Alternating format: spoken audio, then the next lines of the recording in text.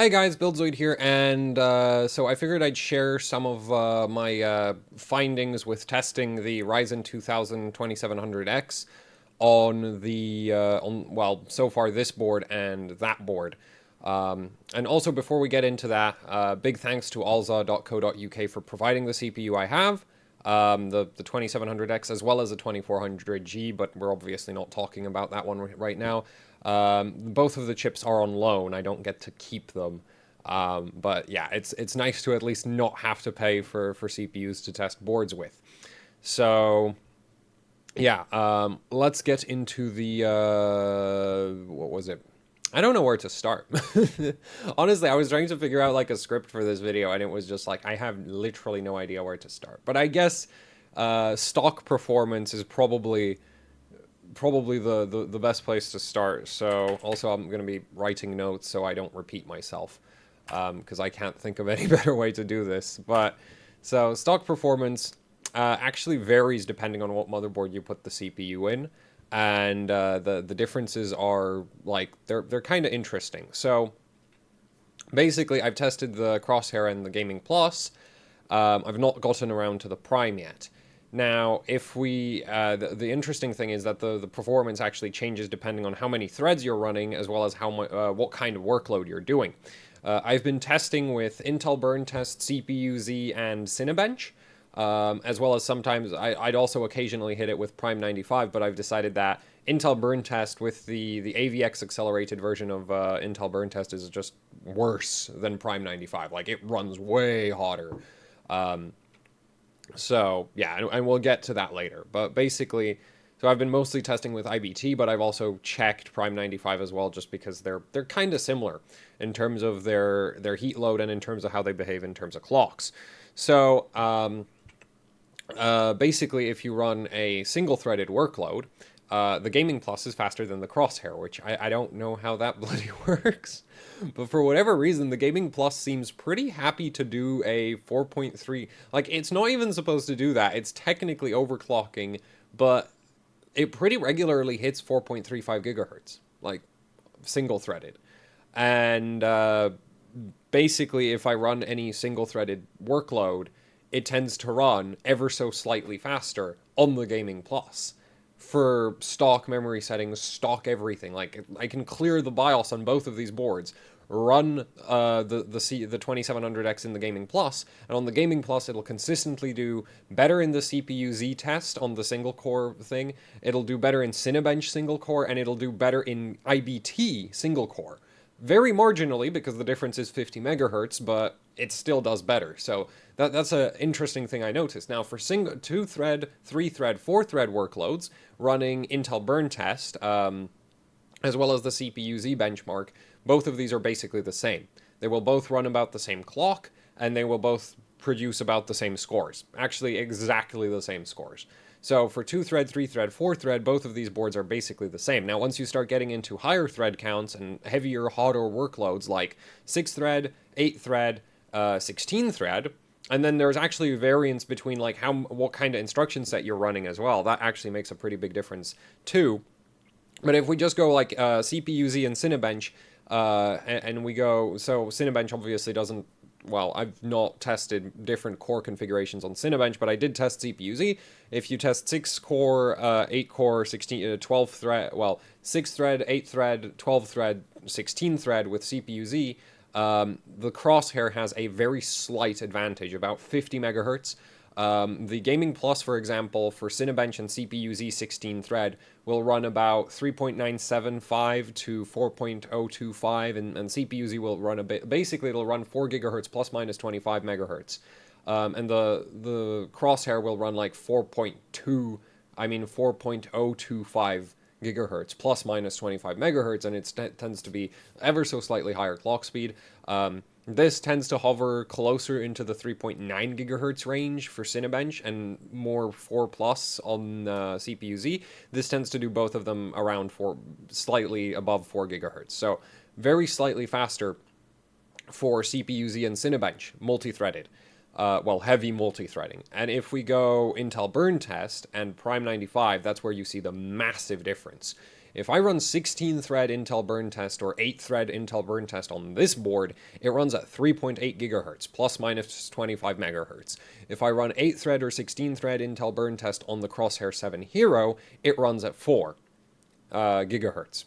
So massive difference in performance. Like, that's 200 megahertz between the two boards, because Intel burn test runs extremely hot, and basically on the Gaming Plus, the CPU actually maintains TDP. On the Crosshair 7, it violates the TDP, like, a lot. Basically, it seems that with the Ryzen 2700X, the 7, the TDP is merely just a guideline. It doesn't actually mean anything, because ultimately, depending on what motherboard you stick it in, the CPU will run completely different amounts of power. On the Crosshair 7, it will happily pull about 20, 50 watts more than it'll pull on the Gaming Plus. Like, on the Gaming Plus, I never saw the CPU go above 12 amps on the 12, well, it was like, yeah, 12 amps on the 12-volt cables, so about 144 watts going into the VRM. On the Crosshair 7 Hero, it was doing 15 amps. That's a massive difference. It was doing, 40 watts more when you hit it with a heavy enough workload, because it was sustaining higher clocks. And there's also there also seems to be a voltage disparity between the two boards. Like, the voltages that the CPU runs at actually change as well. So I wonder if that has something to do with, like, the CPU figuring out that the VRM is actually, like, you'd think the vid table would be pretty static, but it basically looks like on the Gaming Plus, the CPU seems to clock lower and run at higher voltage than on the Crosshair 7 Hero. Though I've still not gotten around to, like, doing a full validating what kind of speed the CPU seems to be able to run.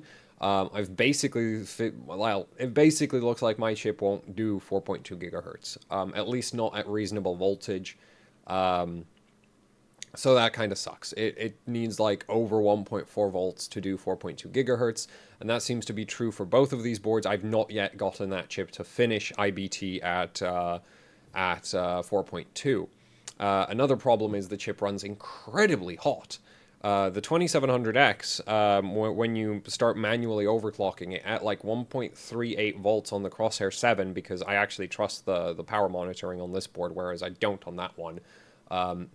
So the on the Crosshair 7, 1.38 volts, 4.15 gigahertz. Intel burn test was hitting a peak current draw of 150 amps and averaging 140, which is just like, oh my god. Like, my VRM ratings are way off. Like, way off.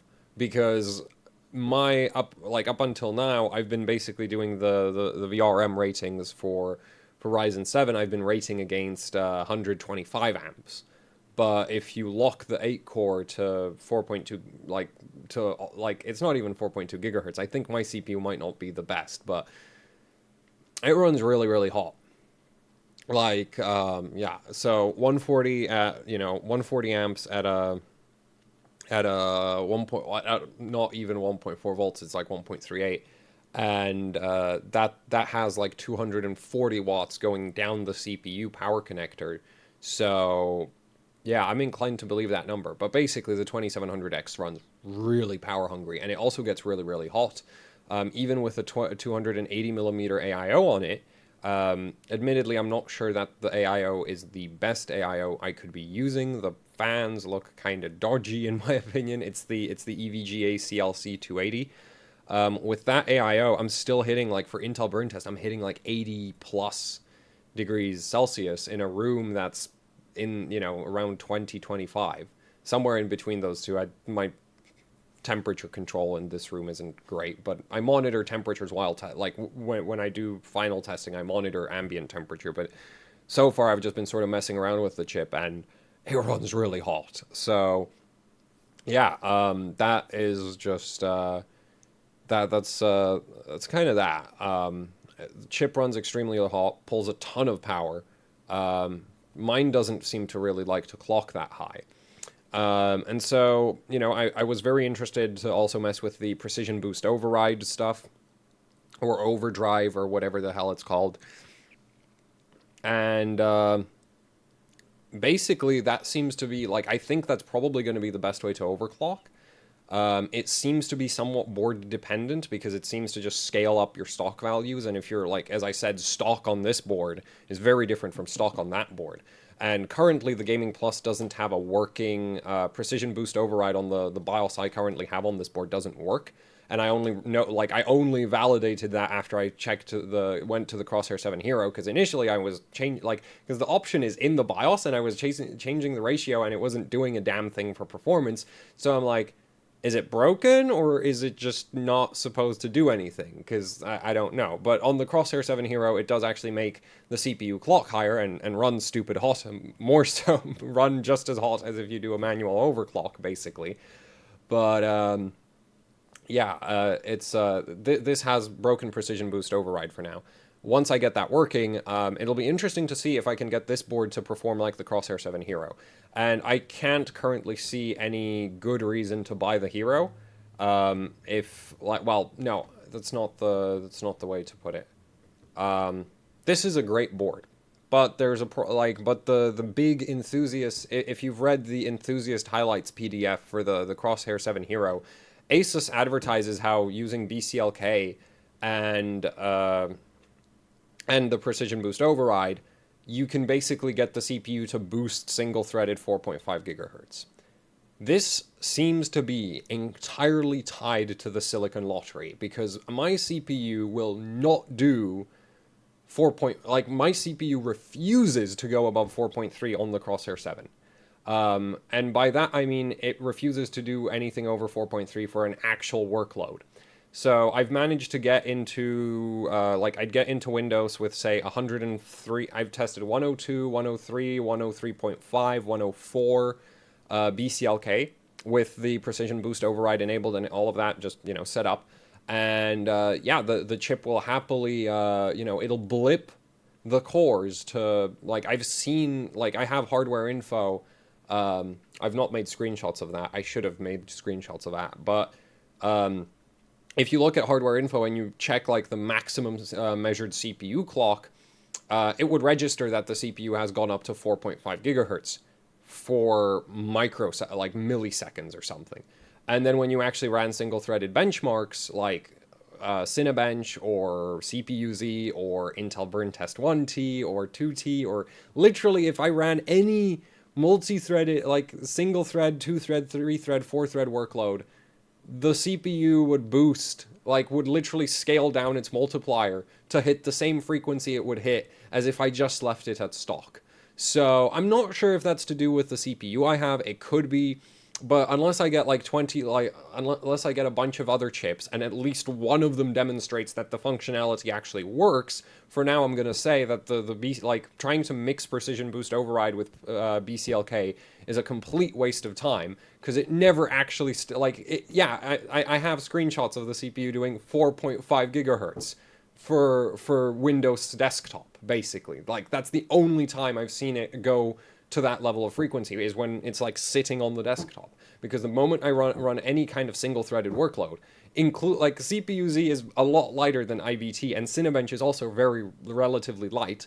The moment I run anything that is an actual workload that maxes out one core, the chip drops back down to 4.3 gigahertz. And it does that by, at 104 BCLK, the CPU just drops to 41x ratio.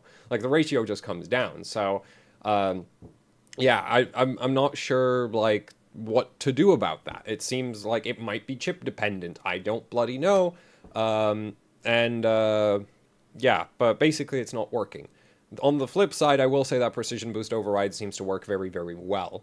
If you literally just take the scaler and go from I've had it all the way up to 6x, and it seems to be I don't know if it was stable, but that at least showed performance benefits.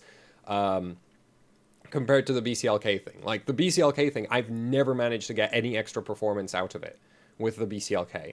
But if I just scale up the precision boost override, that works great. Like at 6x, the CPU would run 4.1, 4.15 gigahertz, even for Intel burn test.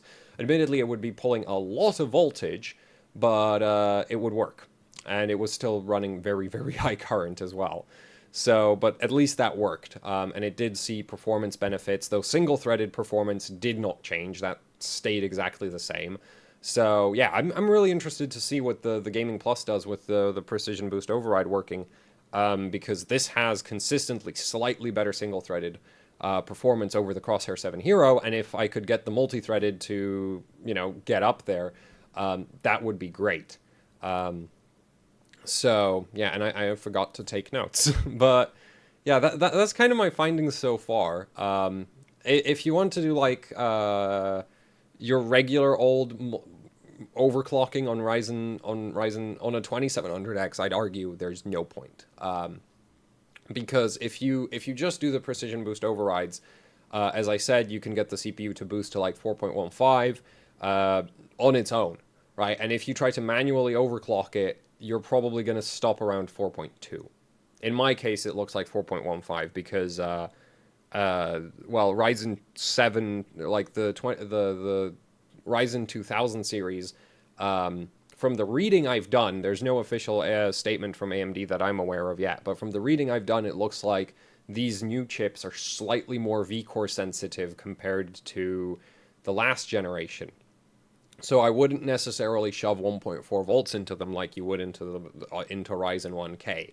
On 1K, yeah, I'd happily shove 1.4 volts into it all day, every day. On these newer chips, with like the other thing is they do run incredibly hot if you run 1.4 volts into them. Like it pulls a ton of power.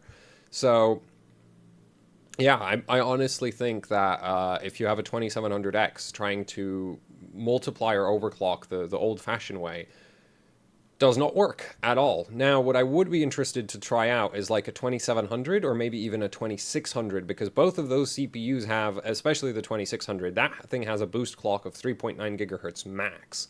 So in that on that CPU, I could see, you know, multiplier overclocking it to 4.1 should be relatively easy and actually effective and should work. On the 2700, your boost clock is 4.1 out of the box, but your TDP is like 65 watts. So I'd be really interested in what kind of clocks it hits depending on what kind of workload you're in. Then again, you could also, like, maybe if you precision boost overrode that CPU hard enough, it would actually end up boosting all the way to like 4 gigahertz on its own as well.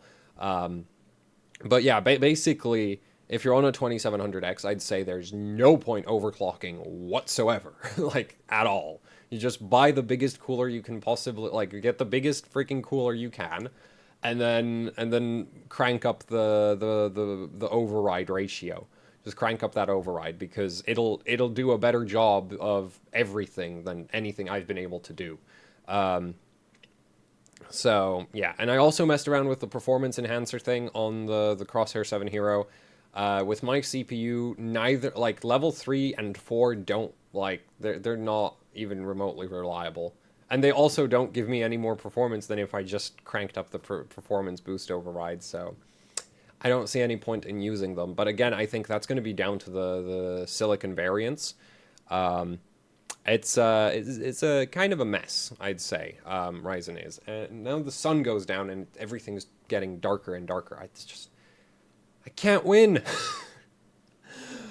But anyway, yeah, so that's kind of been my experience so far.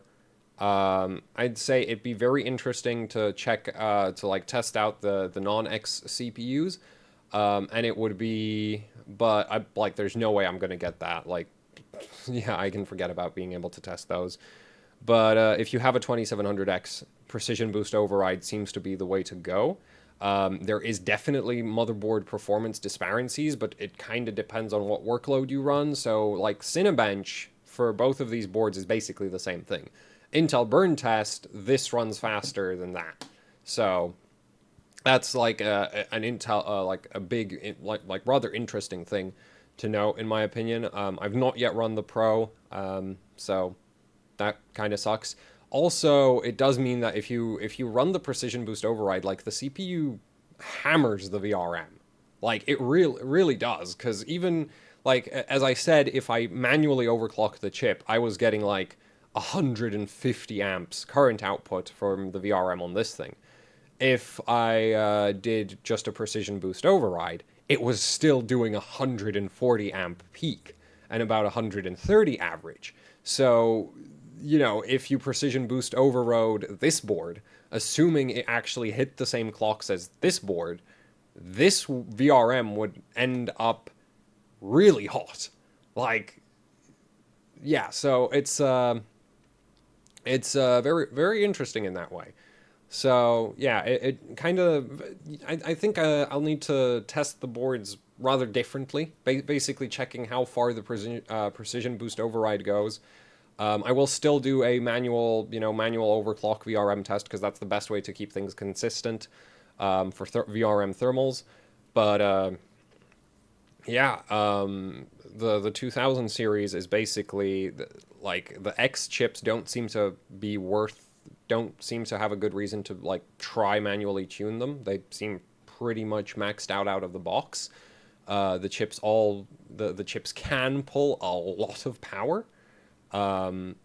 So yeah, like it's actually a massive increase considering how little clock gain you're seeing. Because like a 3.9, like my 1700 at like 3.85, 1.42 volts. If I run IBT on that, it'll do about 100 amps VRM current output.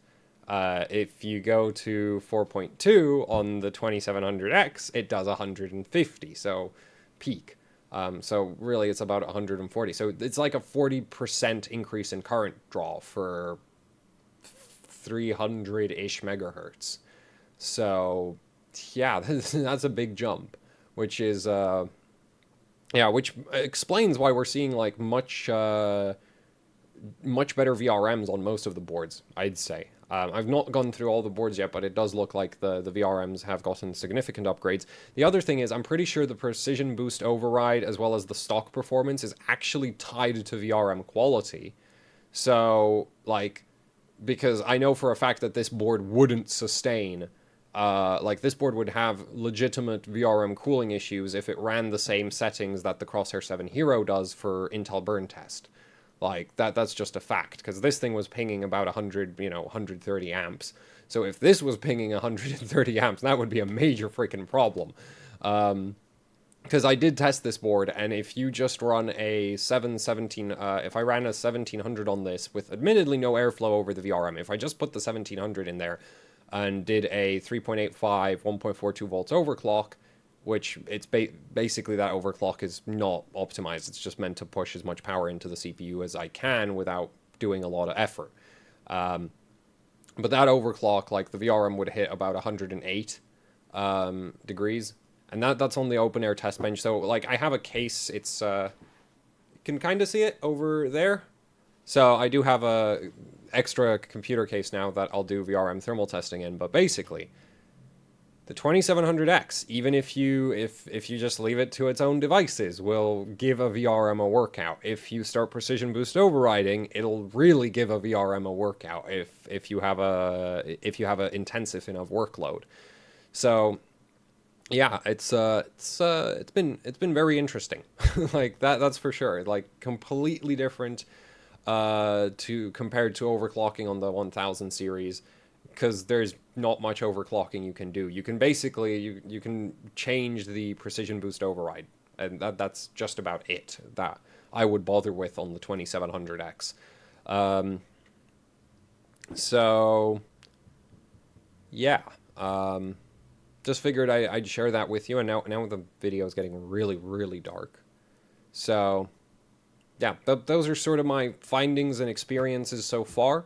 Yeah, I'm not sure when I'll actually be done with everything, because I got the chip very recently, and I'm going back and forth between boards kind of, because like I've tested this, I plan to revisit that. That is currently prepared for VRM thermal testing, so that's sitting in the case already. So once I'm done with these two for sort of overclock, like open air test bench testing, I'll do that one for thermals, then probably also just do that one for overclocking and all the usual stuff, because I can do that with that in the case, and then I'll do the thermals for these. So, yeah, but I'm not sure how long it'll take to do all of that. But yeah, it's a very, very interesting platform, and it is worth noting that the 2700X does perform differently depending on which motherboard you put it in. So I would argue that once we start seeing B450 boards, if you stick a 2700X into a B450 board with like a let's say 4+2 phase VRM, right? That would be like a standard V350 board would be a 4+2. You stuck a 2700X into a 4+2 phase VRM. I don't think it would run 4 gigahertz even in Cinebench. Like, I really think it would drop all the way to 3.8 for a lot of workloads, because basically the CPU seems to basically ask the motherboard, hey, motherboard, how much do you suck? And the motherboard says, a lot, and then the CPU will downclock. So, yeah, it's not like the performance your motherboard will get. Like the chip changes performance with the motherboard, which that is well, it's a thing. I'll let you make up your own mind about it. Because honestly, I think it's bad, because I really don't like things that, like, you go from, you know, the motherboard shouldn't really affect the CPU's performance because they're kind of separate things, but hey, the motherboard vendors have a good reason to ship you these boards, because the high-end boards legitimately run faster than the low-end ones for some workloads. So, yeah, that'll be interesting to see. And now this video is getting long, and I'm starting to think that I'm repeating myself. Unfortunately, I forgot to keep up with the notes, so I'll end it here. Yeah, so thanks for watching. Also, big thanks to all the people who support AHOC by watching ads or donating through Patreon or PayPal or buying shirts, or, you know, you get the idea.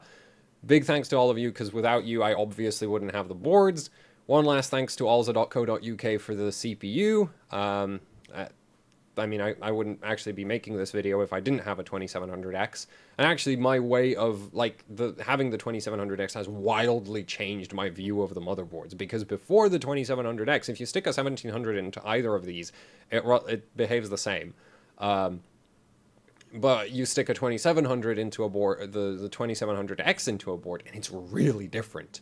I wonder if that applies to all the other... It'll probably apply to all the other chips as well, so... Yeah, that's it for the video. Thanks for watching. Like, share, subscribe, leave a comment or questions down below, and see you all next time. Because this is getting way too long. Where's the... There we go.